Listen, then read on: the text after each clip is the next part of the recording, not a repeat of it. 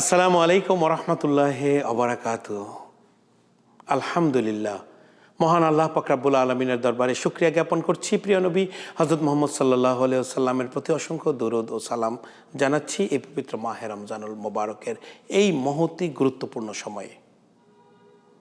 মহান আল্লাহ পাক রব্বুল আলমিন আমাদেরকে যে এই রমজানুল মোবারকের দিন ও রাত এই যে অফুরন্ত নিয়ামত দিয়ে দান করেছেন, সেজন্য আল্লাহর দরবারে আমরা শুকরিয়া জ্ঞাপন করি। আলহামদুলিল্লাহ। এই রমজানুল মোবারকের আমাদের 5 ওয়াক্ত সালাত আদায়ের পাশাপাশি আমরা জানি যে আমাদের নির্দিষ্ট কিছু ইবাদত রয়েছে, এবং প্রিয় নবী হযরত মুহাম্মদ সাল্লাল্লাহু আলাইহি ওয়াসাল্লাম তিনি ঘোষণা করেছেন এ মাসে একটি নফল ইবাদত অন্য মাসে একটি ফরজ ইবাদতের সমান সওয়াব আমরা অধিকার করতে পারবো। এ মাসে যখন আমরা একটি ইবাদত করছি, সেটি অন্য মাসের 70 থেকে 700 গুণ ইবাদতের সম পরিমাণ আমরা সওয়াব লাভ করব। সুতরাং এত অফুরন্ত অফার এবং সুযোগ এবং ডিল রয়েছে, যেটি একজন মুমিন মাত্রই সর্বোচ্চ চেষ্টা করবে যে প্রত্যেকটি ডিল নিজের জীবনে গ্রহণ করে নিজের জীবনকে উন্নত করা। মহান আল্লাহ পাক রব্বুল আলামিন প্রিয় নবী হযরত মুহাম্মদ সাল্লাল্লাহু আলাইহি ওয়াসাল্লামের মাধ্যমে তিনি স্পষ্টভাবে আমাদেরকে ঘোষণা দিয়েছেন, শিখিয়েছেন যে এই রমজানুল মোবারকে যেন আমরা বেশি বেশি করে কোরআন তেলাওয়াত করি।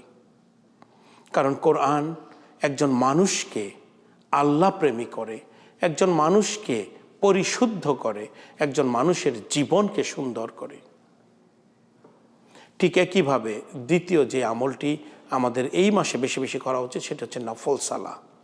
ডেফিনেটলি আমরা সালাতুত তারাবি আদায় করছি, ডেফিনেটলি আমরা সালাতুত তাহাজ্জুদ আদায় করছি, কিন্তু এর বাইরেও সালাতুত তাসবিহ, যেটি সম্পর্কে আব্দুল্লাহ ইবনে আব্বাস রাদিয়াল্লাহু তাআলা আনহু থেকে শুরু করে অনেক সাহাবাই প্রিয় নবী মুহাম্মদ সাল্লাল্লাহু আলাইহি ওয়াসাল্লামের কাছ থেকে বলেছেন যে অন্তত একজন মুমিন যেন প্রতিদিন, যেন না হলে প্রতি সপ্তাহে, না হলে প্রতি মাসে, না হলে প্রতি বছর, না হলে অন্তত জীবনে একবার হলেও যেন সালাতুত তাসবিহ আদায় করি।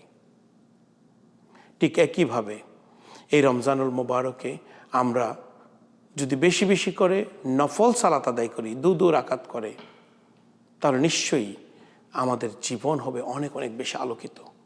এই রমজানুল মোবারকে আল্লাহ পাকের জিকিরের অভ্যাস করা, আল্লাহ পাকে স্মরণ করা, ফাজকুরুনি আজকুরুকুম ওয়াশকুরুলি ওয়ালা তাকফুরুন। বান্দা যখন আল্লাহকে আল্লাহ বলে ডাক দেয়, আল্লাহ পাক সহ্য করতে পারেন না। সুতরাং আমাদের গুনাহ মাপের জন্য, আমাদের জীবনকে সুন্দর করার জন্য, আমাদের জীবনকে পরিশুদ্ধ করার জন্য আসুন আমরা বেশি বেশি করে আল্লাহ পাকের জিকির করি, কোরআন তেলাওয়াত করি, দুরূদ শরীফ পাঠ করি, তাহলে নিশ্চয়ই আমাদের জীবন হবে আলোকিত। এ মাসের অন্যতম আরেকটি ইবাদত হচ্ছে খাবার নিজে খাওয়া এবং খাবার গ্রহণ করানো, খাবার খাওয়ানো। নিজে খাবারের ক্ষেত্রে অনেকেই বলেন রমজান মাসে কোনো হিসেব নেই। নিশ্চয়ই না। এই রমজান মাসে আমরা পরিমিত খাবার গ্রহণ করব, হেলদি ফুড আমরা গ্রহণ করব। ঠিক একইভাবে এই রমজানুল মোবারকে আমরা যদি অন্যদের মুখে একটু খাবার তুলে দেই, পৃথিবীর বিভিন্ন প্রান্তে, নিউ ইয়র্ক থেকে শুরু করে যেখানে হোমলেস মানুষগুলো রয়েছে, যেখানে গৃহহীন মানুষগুলো রয়েছে, যেখানে মানুষ একবেলা এক মুঠো খাবারের জন্য নিজের লাইফকে তারা রিস্কে নিয়ে যাচ্ছে, আসুন আমরা অন্তত একজন মানুষের একবেলা খাবারের কোথাও স্পন্সর করি। সেটা আমার গ্রামের বাড়িতে, সেটা আমার পরিবারের কোনো সদস্য, সেটা আমার বন্ধু মহলের কেউ হতে পারে। সুতরাং আসুন আমরা নিজেরা পরিমিত খাবার গ্রহণ করি এবং অন্যদেরকে আমাদের সুন্নাহর পাঠ হিসেবে আমরা খাবার তাদের মুখে তুলে দিই। ঠিক একইভাবে প্রিয় দর্শক, আপনারা দেখছেন ঠিকানা টেলিভিশনের পবিত্র মাহে রমজানের বিশেষ আয়োজন। আমরা এই মাসে আরেকটি কাজ যেটি গুরুত্বপূর্ণ, সেটি হচ্ছে চ্যারিটি। আমরা একজন মানুষের সাথে সুন্দরভাবে কথা বলে তাকে আমরা এক ধরনের চ্যারিটি করতে পারি।